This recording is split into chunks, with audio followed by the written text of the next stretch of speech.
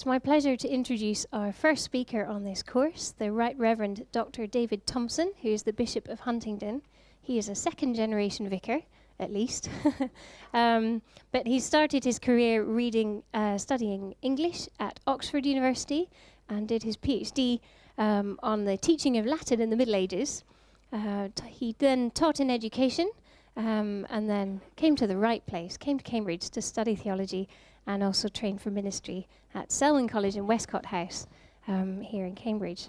He has served the church in Yorkshire, Oxfordshire and Cumbria, and has developed an interest in science and religion very actively in Ely, very supportive of these issues. So we're looking forward to what you have to say to us today. Well, good morning, and it's lovely to be with you. Before we go any further, we do need to log in again. It's called praying. So if you'd like to be still for a moment, let us pray.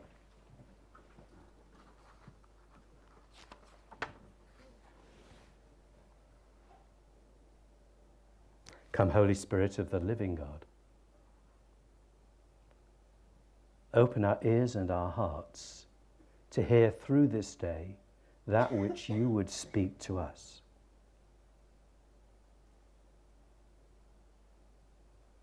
And then to speak and act what we have heard in our lives. Through Jesus Christ our Lord. Amen. Amen. You've already heard that I'm here almost under false pretenses because I booked in for the course and then got hijacked. I'll give you a little bit of background as to why that might have seemed an appropriate thing for Hilary to do. As you've heard, my own academic career was in the humanities, and I remain a practicing academic medievalist, still publishing. And I went to the sort of school where you had to choose between arts and sciences at 13 or something like that. Who else did that? Had to make ridiculous, wasn't it? I mean, and I enjoyed both and was equally able in both, but you had to make this life change. So by the time I got to Oxford, I thought, I don't just want to live on one side of the fence. So I knocked around a bit with the scientists as well as the artists and read some maths and bits and pieces and have kept on. You know, even if it's only at the level of reading New Scientist or something like that, trying to remain moderately literate in the sciences. I had the privilege 18 months ago of a sabbatical term. I'd been sent over to run an adjacent diocese for a couple of years and needed a rest. So I had some extended study leave and had the privilege of a visiting fellowship up at Durham. And so I pursued my medieval things, but it all took a very interesting twist because I thought, you know, let's do some science. And I'd been up to a series of conferences there on equipping Christian leaders in an age of science. And some of you, has anybody been up to the Durham shows? Well, watch out for those. Dave has, I know, yeah. And they thought this is for sort of senior Christian leaders and senior scientists to try and get conversation going. And they thought, how can we throw both of them? And so they fielded a historian who threw up some slides of some 13th century Latin manuscripts of texts by a Bishop of Lincoln, Robert Grosseteste, who's possibly the first modern physicist. Well, for everybody, this was completely foxing, except I looked at it and I thought, I can read this. I've actually edited a 15th century treatise based on this. So I made friends with the person doing it and was roped in to, as you'll find out, to a big, proper academic research stream working on Robert Grosseteste. So half my time was looking at this medieval physicist theologian, and the other half was working with this equipping Christian leaders in the age of science and meeting loads and loads of people. Some of you here, people from right across the country, who are interested in the interface between these two disciplines, and asking myself the question, how do we get beyond the old cliches and the old idea of warfare, because it's really boring? How do we have a more interesting discussion? And I came back into the diocese and thought, if we can't actually do that here, where people like the Faraday are already up and running, we're not going to be able to do it anywhere. But the challenge, of course, is to get it out of Cambridge. So those of you, and I'll return to this, who are here from Cambridgeshire, who aren't part of our Google group, trying to spread this right across the 60 people are already signed up. Let me have your email and I will sign you up too. because this is trying to get that wave of discussion out from the ivory towers into our parishes, of any church really.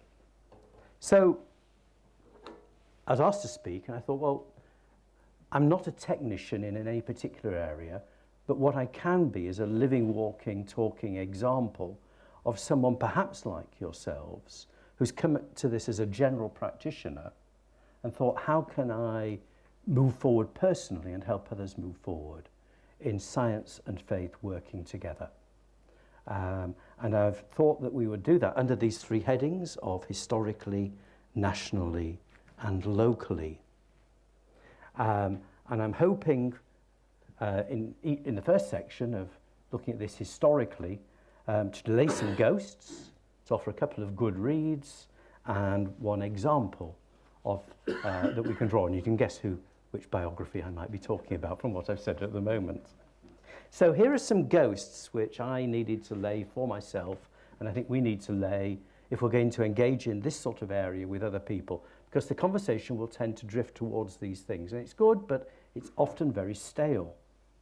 One is the very word science itself, which we presume means, you know, stuff to do with technology and discoveries in labs. But until modern times, science was a word which meant knowledge. What we call science now would have been called natural philosophy, and nearly everybody pursuing knowledge and who was interested in natural philosophy in the Western world was doing it as a Christian. So it was all one thing.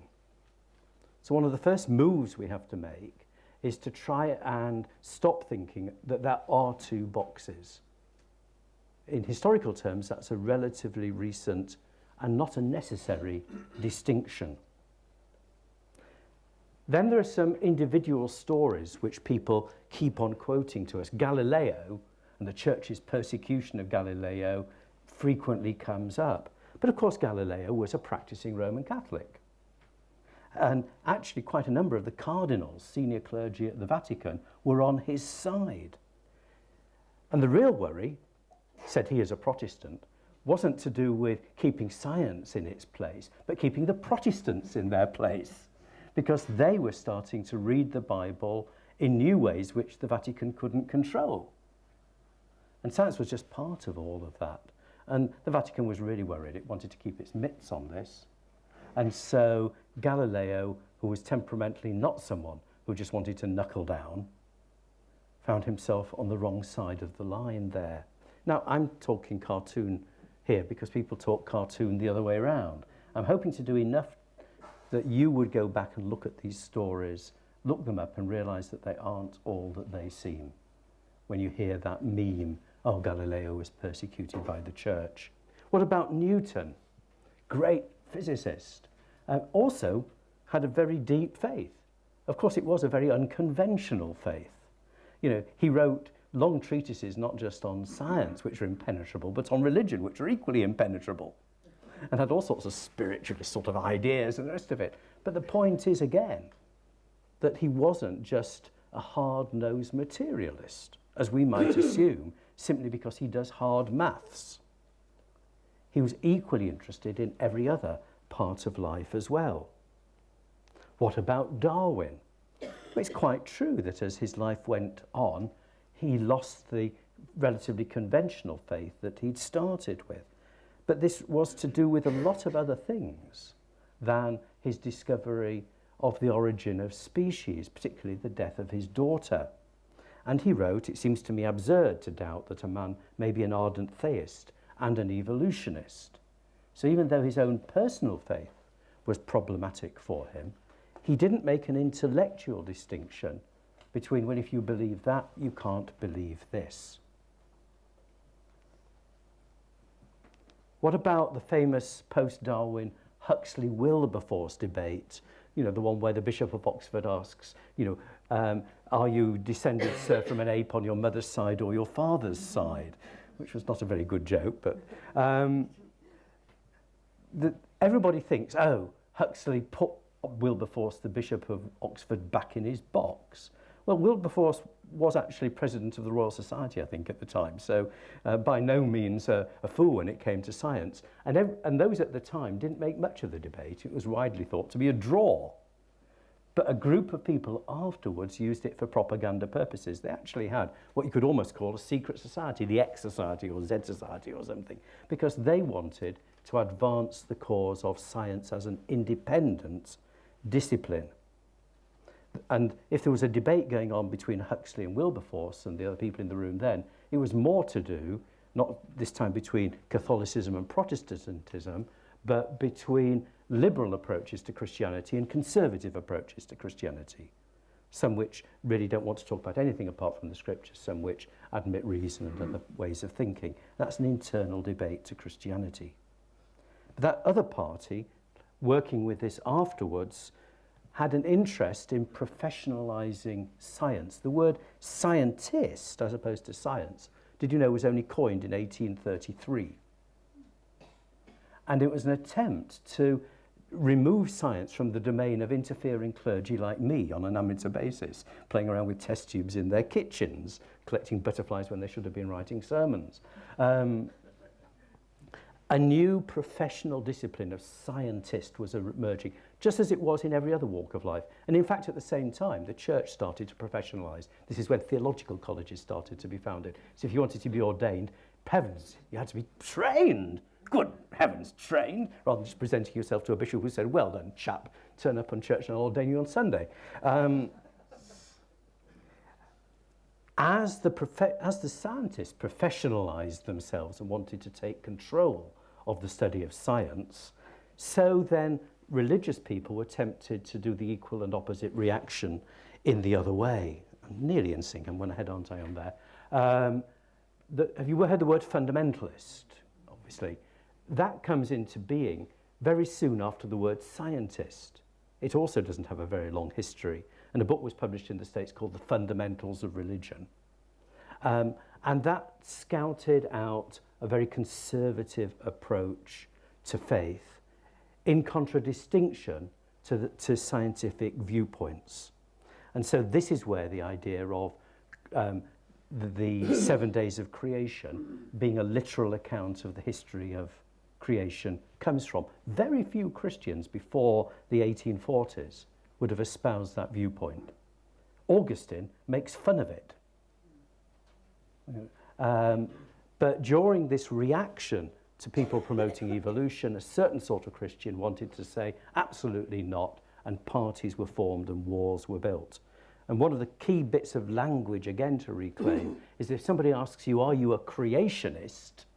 They prejudge the question, really, haven't they? Because by creationist, they mean something like young earth creationist, Genesis is literally true, it all happened in 7 days. Well, most Christians believe in God as creator, but not necessarily in that way. My personal position, and the position of every bishop I've ever met, is that God is the creator and does it through things like evolution. And we look to science to give us the best current theory of that. So these are big issues to work through, and a key thought, which I had from John A.T. Robinson, who was one of my teachers, is that look for the both and, not the either or, as you work through these things. Nearly always, he said, truth is two-eyed. Look for the both ands, not the either ors. And the last thing on this historical scamper, another thing I really discovered talking to lots of scientists was, just as people in the religion trade like me think, how can I engage the general public in a proper good discussion about religion instead of one that gets cartoonized or whatever? The scientists are thinking exactly the same thing about their discipline, that people are putting them in white coats holding test tubes. I've got all sorts of wrong ideas about what science is about. So we share a common enterprise between the two disciplines of engaging the public in creative discussion. So let's do it together. Two good reads that might just fill you in on the historical background, which I hope you'll investigate a little bit because I find it very creative. The first by David Knight, who I met up in Durham, who's a retired lecturer there, called Voyaging in Strange Seas, The Great Revolution in Science, not directly talking about the religious elements, but of course he does, and David Knight is a lay reader in the Church of England. So the way he tells the history of science is in a way which plays very fair with the religious elements. And just acknowledging that there is a discipline called the history of science, rather than a series of lab notebooks which are accumulating a pile of irrefutable knowledge, is important in itself anyway. The second one, sorry, it's not very clear there, The Territories of Science and Religion by Peter Harrison is a very good piece of, not quite polemic, but he is doing a very thorough historical job about talking about how the two discourses of science and religion have related to each other over the historical periods. And making it absolutely clear that the sort of elisions and shortcuts we take now really aren't on if you're going to do this properly and academically. So they're just two books to watch out for. And I said one example, and I can't resist just telling you a tiny bit about Robert Grosseteste, because I'd love you to look him up too. He's nearly forgotten. There's a university in Lincoln named after him where he was bishop, but very few people have heard of him. But you know, if you do a survey as to who might be called the first modern physicist, he often wins the poll when people have done their research. So he's living in the 12th to 13th centuries. He was a reforming and active Bishop of Lincoln. The Diocese of Lincoln was massive. It covered a fifth of the population. He had something like 8 archdeacons charging off. And he was living at a time of church reform. So he and the archdeacons were going round and sort of challenging all the mispractices, hands-on, in parishes right across a fifth of the country. And he didn't become bishop until he was older than me. And I'm feeling past it, so I'm full of admiration that he sort of kept this going into his 80s. He learned, in his earlier years, he learnt Greek, which very few people had, and translated Aristotle so that scientific treatises which hadn't made it in the first wave of translations of Aristotle into the West, now through the work of Grosseteste and others, things like the physics were making their way into Western culture. He was the first Chancellor of Oxford University. There wasn't a formal title for it then, but it's almost certain that he was the first sort of Master of Studies across the whole university. His particular job was to teach the Franciscans there. He stood up against papal corruption. He actually went to Rome and took the Pope on for nominating his nephews to too many parishes in Lincoln Diocese, which he said the Pope didn't believe in and shouldn't do. And he wrote scientific treatises, as well as theological ones, on light, on the rainbow. You know, on the rainbow, he doesn't just describe the physics of the rainbow, he constructs a theory of all possible rainbows. Now that's proper science, isn't it? That's not just looking and having a guess, that's working out the maths and the space of the thought that's involved. Astronomy, sound, he was really interested in how sound is generated. He worked out the maths and physics of what we now call the Poisson effect, or the movement of a three-dimensional body that's in resonant vibration in several dimensions. Yeah, great stuff. I have to say, though, that the story that he had a horse with a brazen head that rode to Rome in a night and could answer all questions is not true. But apart from that, he's a great hero. So do look up the works and life of Robert Grosseteste if you get a chance. So just let me give you a flavour of what it's like to work on Robert Grosseteste. I'm part of a project based at Durham called the Ordered University, which has got Arts and Humanities Research Council funding. And it really breaks the mould, because if you're thinking that somebody is writing about things like the Poisson effect and quadratic equations in medieval Latin, in abbreviated script in a 13th century, with theological overtones, no one person can do it. So round the table are professors of physics, acoustics, people who can read ancient manuscripts like me and know the Latin and the theology. And we're doing it together. We're editing the texts collaboratively. So let's see if I can make this work. And I'm told I have to find...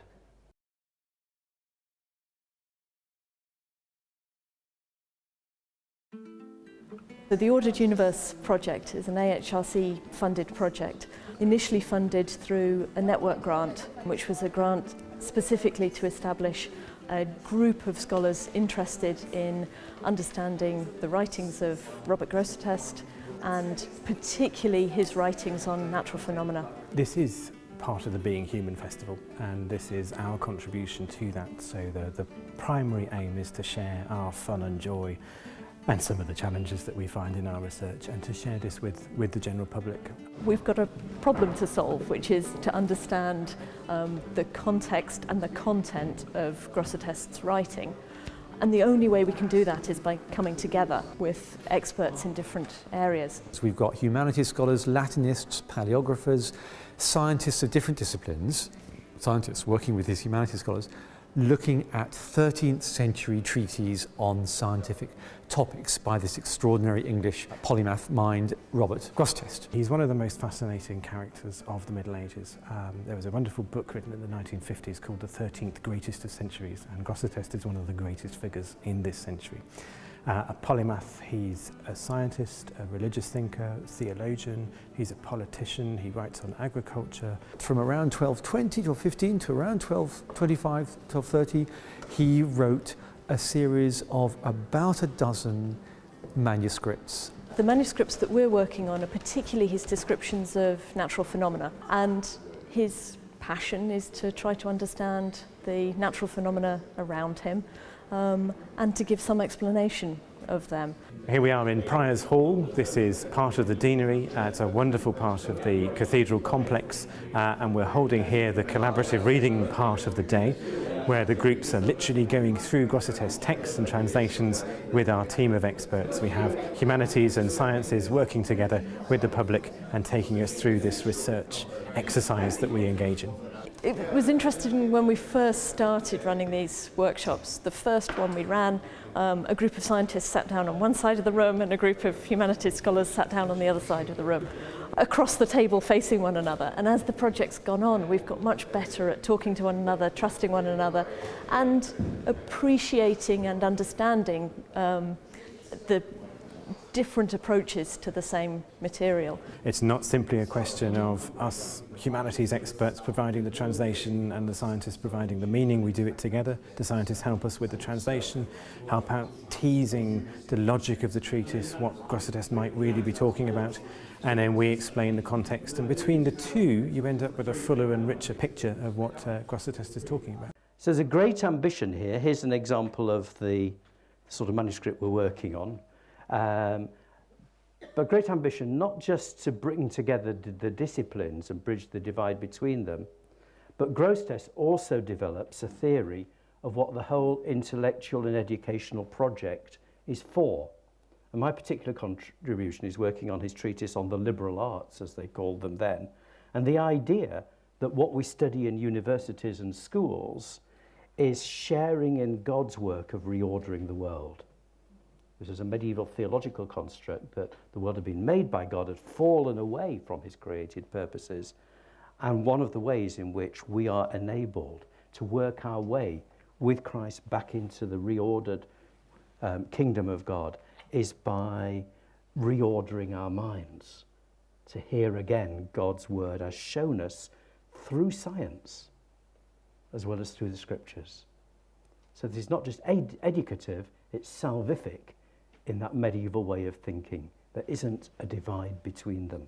And I find that really encouraging as somebody who wants to do both. Okay, I said that the other thing I was doing up in Durham, and we're onto the sort of national side of this, was I was joining in this project called Equipping Christian Leaders in an Age of Science. It's a sort of sister to Faraday, a younger sister, and not as developed, but it's doing a lot of, in some ways, doing similar things.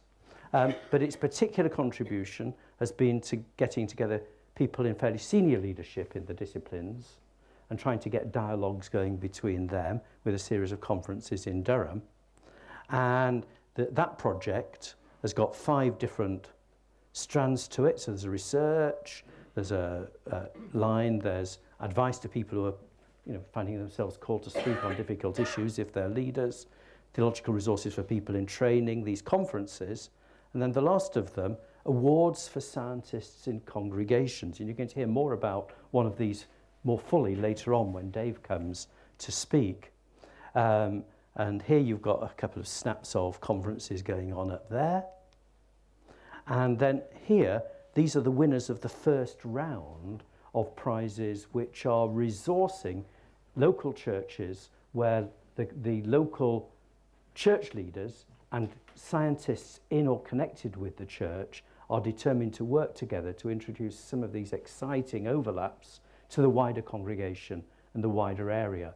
And this is part of trying to get the interface we're working on here out into our individual localities, which is very much what I hope that you will find yourself motivated to do, not just personally formed, but wanting to go out and spread the word on this. And yeah, there's a huge variety there. Dave will tell us about messy church science. In Ely Cathedral, there's a big science festival coming up later this year, which those of you who live in Cambridgeshire will, I'm sure, really enjoy. The publicity for that will be going out in about 2 weeks' time. The speaker list is already on that Google group I talked about. But Baptist congregations, a congregation which is next to the scientific facility at Harwell, something about gardens and ecology on the Isle of Man. So very widespread. And these are the winners of that first round of awards. And the second round is about to be announced and will include another Cambridgeshire project, which I'm not allowed to name, but some of us know about, which is going to be really exciting. And Faraday are playing a part in helping encourage that too, and many thanks to them for that. So how does this pan out locally then? I'm back from my sabbatical. I'm trying to think, how can I make this into a theme rather than a project for Cambridgeshire and West Norfolk, what we call the Diocese of Ely. Things that have been happening have included, for instance, getting some of the people from that Durham series, like David Wilkinson and Tom McLeish, down to give lectures not in Cambridge, but in Ely, which doesn't sound a long way away. And if you're coming south, it is only 15 miles and about 25 minutes. But if you're trying to go north out of Cambridge to Ely, it does seem to be about 80 miles and take a day. But it's really hard to winkle people out of the nexus of Cambridge, which is so magnetic. And Ely, of course, is, as you'll see, only the beginning, because that too is almost Cambridge by the sea. You know, a lot of people now live in Ely and take the train down to Cambridge, and we need to get further out from there too.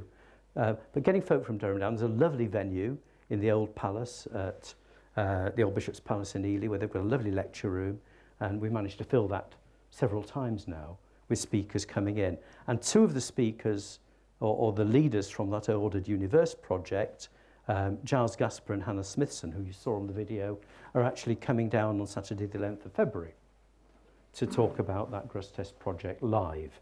So if you're free that morning, come along. You don't have to book, no charge, just be there between 9:30 and 10 on Saturday the 11th of February.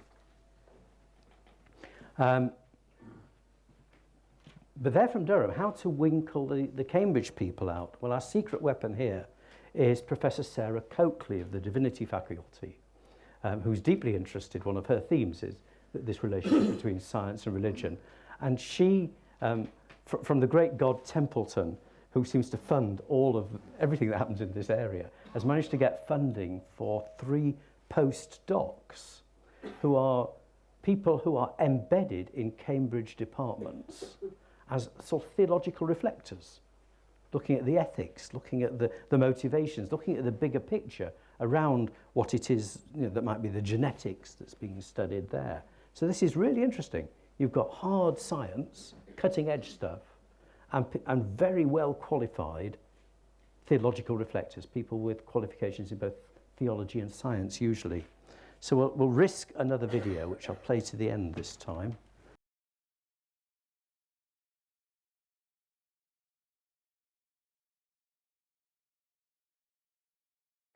I'm Sarah Coakley, Norris House Professor of Divinity at the University of Cambridge and an Honorary Canon of Ely Cathedral.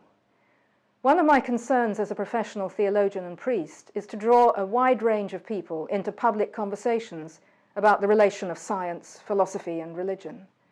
Today, modern secular science constantly throws up for us big and complex questions about how we should view the cosmos and our own evolutionary world, and what implications these questions might have for how we behave ethically and indeed about whether we think there is a God responsible for creation at all.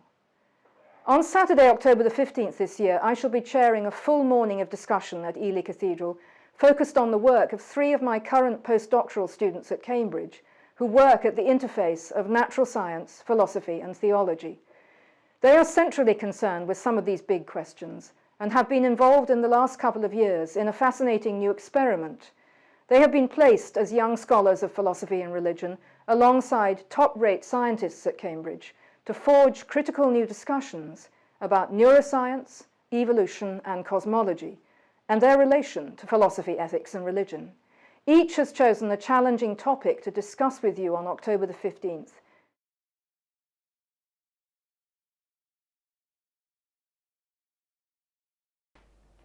What's coming up next?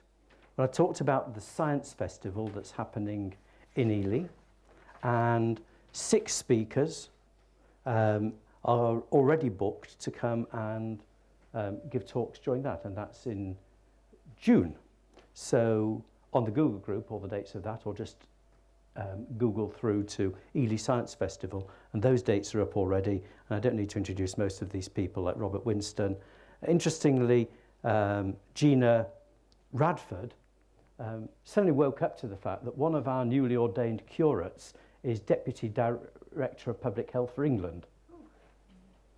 And has got hugely interesting things to say about, you know, the science of health. So she's booked as well. As well as talks like that, there are things for children, there are things for art, and Vicky Johnson, who's speaking later on in the programme here on a different topic, is actually the mastermind behind all the Ely Cathedral Science Festival stuff. So if you're interested in that, draw her on the details. I'm not going further onto her turf. But where I will go is just to say that's the beginnings of this Google group. A few posts on there. It's getting, it's growing as we go. We've had a few parties to try and get people together. I don't know who's been to one of the, a sprinkling of folk. If being part of the group and going to parties does it for you, final plug for this, give me your email address and I'll plug you into the Google group. I've tried to tell you a story of how one person who doesn't come from a science background has fired up their own interest, starting because they've got a historical background and have seen the interesting history of this, been given the opportunity to network nationally in a way like you're doing now, with people from all over the place, and has made a decision to try and implement that locally, in this case with the lecture series, with the Google group, with the Science Festival, and so on. So where I want to leave you now for some questions and discussion is, okay, that's where I've come from, that's my story, and I've got a particular place in the church which sort of gives me a power of invitation, if nothing else. But what might that mean for you if my aspiration for you is fair, that this isn't only something to educate yourself, but something to resource you in moving other people on as well. So here are 3 questions. I've started to come up with some questions, all on this theme about building better bridges. The first one, when have faith and science met at their best in our worship, prayer, church discussions, what we've done with the kids in school, just keep the dots going. So where have we seen things which really make us cringe, we could have done better, where we've seen things that have been really good. So I think the first thing to do is to be aware of where we are and what's going on. An example of something that made me cringe, I've got a national role with the Church of England's work in schools, and we were hearing about some really good RE practice from a Leeds school. So it was a high-powered think tank in London. And the person was showing us some workbooks. And in the workbooks, one 8-year-old wrote down in the discussion, I believe in creation, but Johnny believes in evolution. Now, I know they're 8-year-olds, but I don't want any teacher to leave children in a place where that's what they end up writing down in their workbooks. Second question, do you know what science and technology skills your church members have? Because, you know, very often we don't actually. We fail to celebrate the ones we do know about and give them a voice, but often there's research to be done to find out. Does anybody else know? How can we mobilise those voices?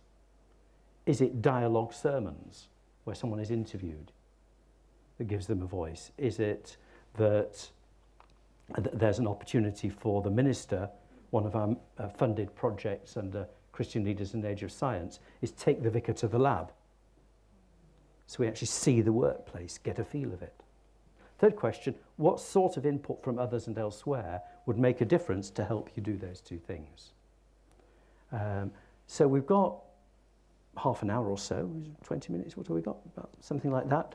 So let's divide this into sections. We'll have 2 or 3 minutes buzz on the first of these, then a bit of buzz back and share thoughts. Do the same with the other two, and perhaps a bit of time at the very end for more general talks. Would that be okay, Ruth? Yeah, that's fine. That's fine. So off you go with somebody near you. First of the bullet points, when have faith and science met at their best in your church, worship, whatever, and at their worst? Share some stories. Off you go. There has to be an element of direction in this, I'm afraid. Quick fire, shout out. Let's do the good things first. Let's do the good thing. Just one sentence about something good that's happened in your experience locally between science and faith. We had a quiet day. It was all about God in science, and it worked really well. Great, quiet day, God in science, worked well. My curate ran a couple of seminars or evenings on science. So. Okay, curate running evenings on science. In Albany, Worcestershire, they have an annual combined church event of science and faith where lecturers come in.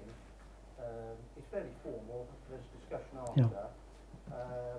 And small things can happen from that, in that a small number of people might meet up and get a bit excited, but nothing else happens directly. But it's an interchurch event, which Yes. creating the scale for a speaker to be invited in, that's great. We did a series of church seminars on science Sunday evening, where you had a lecture first, short time of quiet, and then went into worship that reflected back on the science. Cool, that's great. Discussion group on sustainability and why we needed to do that in relation to our faith as well. Excellent. What's yours? Yes, I mean, I was going to say, I've gone back before the best and worst, so I'm perhaps jumping the gun a bit, but I mean, I don't think faith and science has met in our church. Right, okay, so... Maybe that's in the worst thing. Yeah, I'll come to that in a moment. Any other goods? Simon? Yeah, we in our deanery are lucky enough to have the Genome Centre, the Wellcome Genome Centre in the deanery, and as a group of clergy and lay leaders, we are being hosted by them for a half-a-day seminar to build some bridges in terms of the work that they're doing and how we can engage with people that are living locally and working. Yeah, that'd be really good. I was really sorry I couldn't come as well. I think worship is challenging. We had a pet blessing last year, and although it wasn't directly related to science, we had a medical alert dog there who talked about the science of dogs detecting cancer and so on. Yeah. And this year we showed a video of rats detecting landmines and TB. So Whoa! The science was there. This could be the only time that a video of rats detecting landmines has made it into divine worship. It's great. Yeah, really simple reflections on Old Testament creation texts using cosmological pictures. Okay, yeah, very, very straightforward, yeah. Okay, one more. In Or two more. There's a Café Theologique which meets in a local pub. Yeah. And it takes any topics like science, whatever, invites a speaker in, they talk for half an hour, and then it's open discussion. Good. One more. A number of physicists in our congregation have been asked to preach at Harvest on how, as a scientist, he saw the wonder of creation. And instead of doing the usual thing about sort of beautiful plants and whatever, he talked about the wonders of creation that he can find in an empty cardboard box. Wow. Okay, now come on, some scare stories. Where's it all gone horribly wrong? Oh, a terrible story, really. I went to to a Sunday school where a woman who was a scientist, a kind of, serious research scientist, told a story out of an awful children's Bible of the 7 days of creation. And the children were kind of 9, 10, and they were saying, well, this isn't right. And she didn't know how to respond to them. Right. And that wasn't because she couldn't understand science, it was because she couldn't work with the Bible. Okay, so the two different bits of brain there Yeah. that hadn't sort of joined up. Yeah. Nothing wrong with either of them, but they need to. Yeah. One experience I had was being regarded as not a proper biblical preacher because I did not denounce evolution when I happened to mention it in passing. Right. In Genesis. Okay, and I think people will echo that experience, that people are looking to us as leaders to give the boo and hurrah words as well as just talk about things. And that can, I mean, I'm, on the other side of the coin, when I preach, I do say that if you take a position as a Christian that a very literalist view and that you're a young earther, I say I think you need to rethink, and I will get flack on that side by saying that as a leader. So it's not just the creation issue. I've sat in a congregation where the preacher says, we're seeing an increase in mental health issues because we're trying to treat it with science, when in fact at root it's all demon possession. Yeah, okay, that from some points, yes, I mean, I'm not going to rule out the existence of demons and possession, but to frame the whole of mental health within that box is, yes? We did an evening for an after-school club on what the guiding star of Bethlehem possibly could be, and talked about, supernovas and this sort of thing. And one 9-year-old girl was outraged that we were doing this as a church group. That's interesting that someone so young very should come back with that. One of our congregation was a professor at Imperial College, and she arranged a series of speakers to go to speak to a group that we formed, which was great. The stag was getting people interested. Yeah.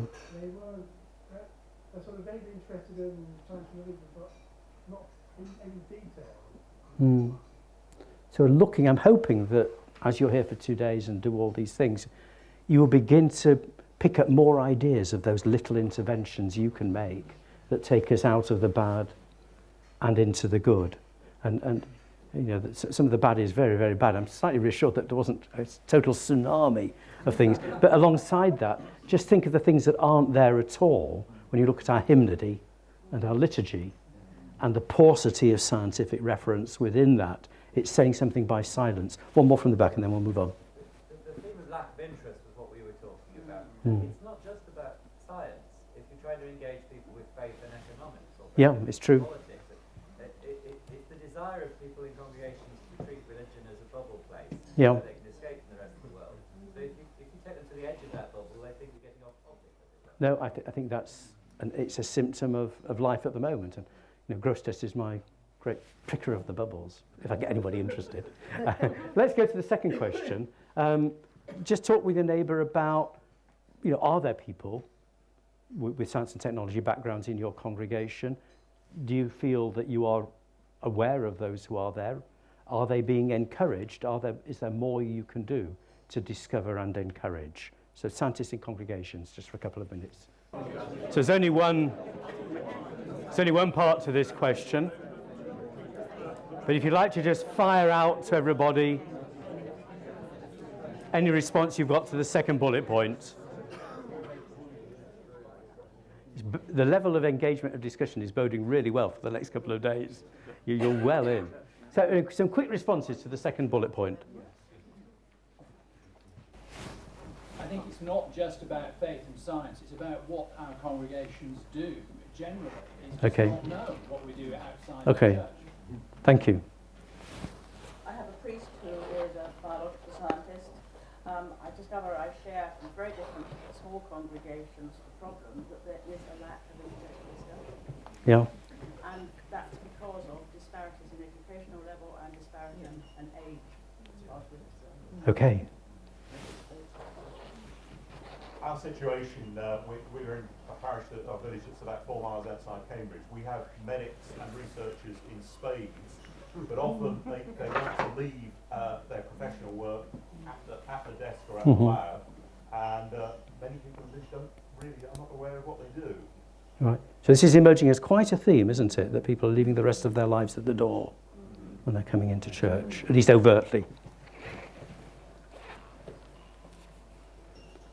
I think sometimes we do make this assumption that people are in this bubble and don't want to learn, and perhaps don't give them that opportunity to ask questions and be able to challenge and move on from perhaps a childlike understanding of what's in the Bible or what is science. It's true. Well, I'm really hoping that out of this, more of you will be motivated and inspired to create those opportunities. And of course, as Elizabeth says, in our smaller churches, that's a harder question. A smaller group of people, maybe not all in the same place. And so networking becomes important between the small communities then. One more. Thank you. I'm a Quaker, and Quakers nationally have made a commitment to more sustainable living. And one of the things that came out of that was that you can't do that well unless you build a good sense of community. Yeah. So we've actually spent the last 2 or 3 years trying to get to know each other Well, better. great. And that's actually really, we don't know our congregations, and it's brought out some really interesting facts about what people think. Okay. So it shows it can happen. So it can happen. Yeah. If you're a bit intentional about it. Various, and so we've arranged quite a lot of events so that we do get to know each other. Yeah. Excellent. There was a hand up in the corner there. I'm from an agricultural area, and I've come to realise that there's an awful lot of science behind what farmers do. Their level of understanding of it may be very low, but there's an engagement point. Yeah. No, and I've come across that too. It's true. Okay, third bullet point. We're going to have some time for more general, proper question sessions shared by Ruth in just a moment. But third one, buzz please, what sort of input from others and elsewhere would make a difference? These will be ongoing thoughts for you during the next couple of days, but we're getting started on them now. So a bit of buzz, what might help? First thoughts, that's all these are. First thoughts, things that might help, things which you can't generate just on your own locally, and you're going to be looking for friends, partners, institutions like the Faraday, diocese to help you with. I think there is a way of helping people in ordinary congregations to engage with difficult questions and talk about them, but it requires a real degree of thought about how we pose questions. And my experience is that people haven't engaged with that a great deal. And so I think we could really do some work to help people to identify how you pose open-ended, fertile questions. So training for leadership people in how to work with open questions which create good dialogue. Yeah.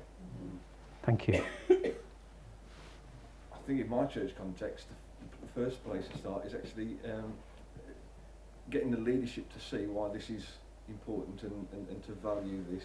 In my context, which is when you're talking about fundamentalism, there's a lot of that sort of knocking around. Yeah. So they don't even sort of value this kind of stuff. Okay. So this is easier if you're in a church context where someone in senior leadership is giving a big cheer for it, and difficult if you're not. And so perhaps those of us who are in senior leadership need to encourage colleagues who are a bit slower off the mark on this to be a bit more encouraging of their guys and girls.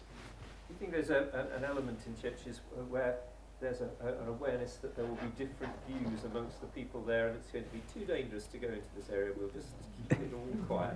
Yeah, I'm sure. Well, I mean, we as a diocese, we're quite close to the thought about, how to have good discussion.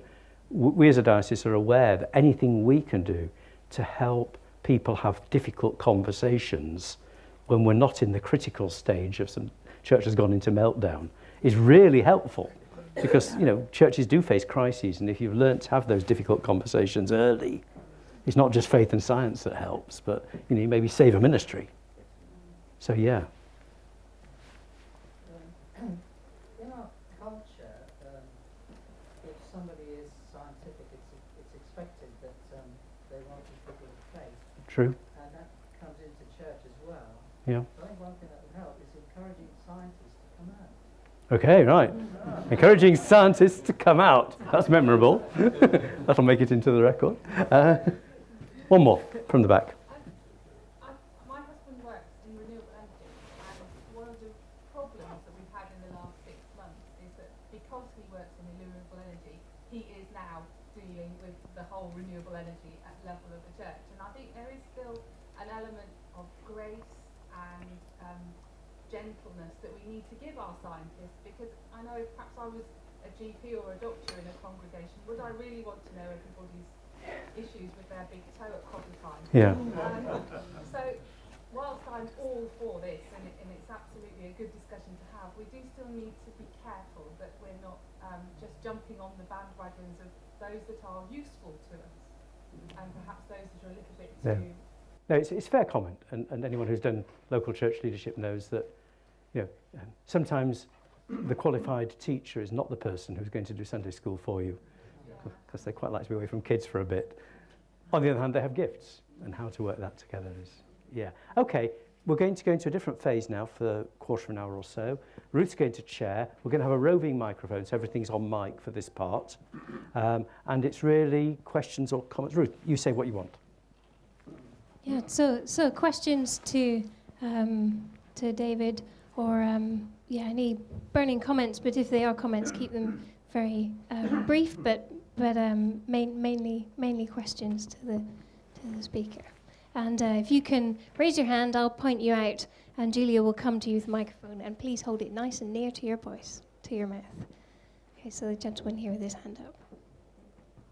Thank you. This is a comment to do with Robert Grosseteste, because I've been reading recently a book which refers to him, and yes, he's a fine character. He was also a man of his time, in that women were effectively excluded. And that is an issue, and this is what the book was about that I've been reading, is an issue. To what extent does that history of the exclusion of women in terms of faith and science bear upon what we're looking at? And is there a particular problem, do you think, because of that bit of our history? My own feeling is that if in response to the right challenge to include diverse voices and backgrounds in today's life, if to cope with that we burn our history, we'll be the poorer for it. So I think what we have to do is to be able to read the history, to say how people in their context were responding, and then to do the translation which says, okay, they were some of their motivations, the good ones and the bad ones. What are ours? How can we do it in our time? So we've got two lenses here. We've got one which is looking very honestly and accurately at then, and one which is looking very honestly and accurately at now. I mean, you could say in Grosseteste's time, the Jews got an extremely hard deal. He was probably responsible for, administering the eviction of the Jews from Northampton as an archdeacon. These are not pleasant things to remember. But then I look at those and I say, okay, how can I be sure when I'm doing science and faith now not to, demonize or exclude a body of people? But I still want to learn from the good things he did. So but you'd expect that from me. I really don't want to, close down everything from the past, because I think what we'll find is actually in our own way we're just as rubbish at some of these things. Anyone else? Yes. Gentleman here at the front in the waistcoat. Hi there. I'm from the most unchurched state in the Union, in the USA. And so I'm ordinarily encountering as a given in people's thought process naturalism with a capital N, or materialism. And when you say that you believe in creation and evolution together, to them all they hear is you're supernaturalist as far as your thought, and very dismissive of that. So I don't know if you are dealing with that in English culture as much, but I do know that certainly Dawkins and others speak that way. So how would you, as far as equipping believers to be able to speak and I guess be heard as being people who are not just immediately dismissed as being supers, is one of the terms that they use, right? What's your advice as far as strategy? It's a very big question. It's an important one. I don't think it's not as overt in this country, though I suspect the same thoughts are still there. And we would use, I think, the language as you pick up of materialism rather than naturalism, which in this country, if it means anything, probably doesn't mean that. But the philosophically, yeah. is a category in philosophy. Yeah, I mean, it's just the way people use words on this side of the pond. It's not a word you'll hear that often on people's lips, but the thought is still there. The most interesting way I find for getting into that is if we stay with Richard Dawkins when he's writing on the selfish gene. Do you remember the bit about 2/3, 3/4 of the way through, where he suddenly announces that we are the only species which can stand above its genetic inheritance and fashion our own future? And you think, excuse me, where did that come from? And it comes in a passage where he's talking about his own family. And somebody was telling me just before we were beginning whether they were willing to share the story themselves, a book they were reading, which similarly somebody went into the sort of non-scientific bit at the end, which suddenly waxed lyrical about beauty and truth and whatever. Who was that? Ken, would you mind just sharing? Could Ken have the microphone? Sorry, this sounds a bit excessive, but my son bought me a Christmas present, which was Quantum Gravity, and I was flicking through it for the lay reader sort of thing, and I think it's Orivelia, some Italian, who wrote it, and so I managed to scrape through the theory bit, and towards the last couple of chapters, he's making the case that we should have no reliance on early history, early figures, any mythical stories or anything, that science now was something quite separate in its own right, and the formality of it would lead us forward. And I was sort of picking on these points. He was making his case quite clear, and then suddenly he lurched into a couple of paragraphs which were wonderful, really, talking about the mystery of the universe and the world, that it was like, it was comparable with the love of one's family, looking at the stars, it gives purpose to life, etc. And this uplifted me, really, because I suddenly realised he'd be quite comfortable in the church, because this is where we are, really, in our view of things. So despite his great efforts, he couldn't escape in the end. He's revealing that he was part of human nature and humanity, and experiencing it in a similar way, really. And it makes the point, I think, very well for me that even some of the most hard-nosed materialists, naturalists, catch them speaking in a different mode and about themselves as people and their family. Actually, they do believe and want to believe in love, truth, beauty, purpose, all sorts of things which don't fall naturally out of the science. Very few of them are sort of hard-nosed, oh dear, we're running short of money this week, I better sell another of the children into slavery. And if we can engage people as real people, as an individuals, and get behind the ding-dong of the scripts, I think we enter into a different conversation. So my encouragement to all of you would be to look for the opportunities where you can build a personal relationship and have the genuine human conversation, and you might just find it takes a different turn.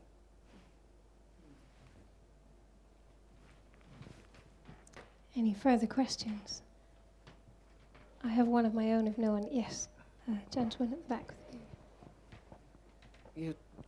You're talking about building bridges, but how do you get past the initial all or nothing concept? It's either all science or religion. And this moment you start talking about building a bridge, they talk about compromise instead of something else. Is this the first step rather than the bigger one? It's the getting past the initial. Yeah.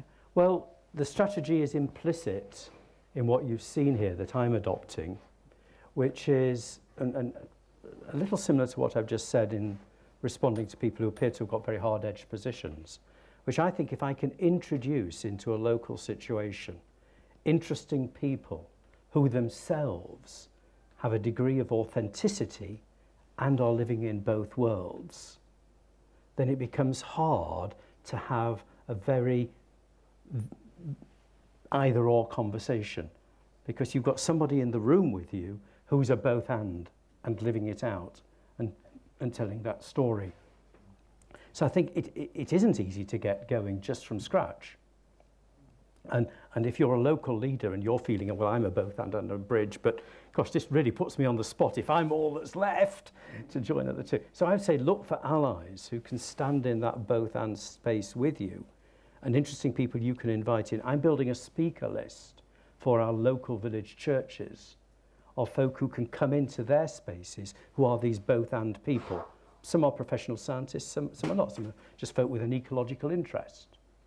But all of them have this characteristic that they hold in their own person and their own life story, this both-andness.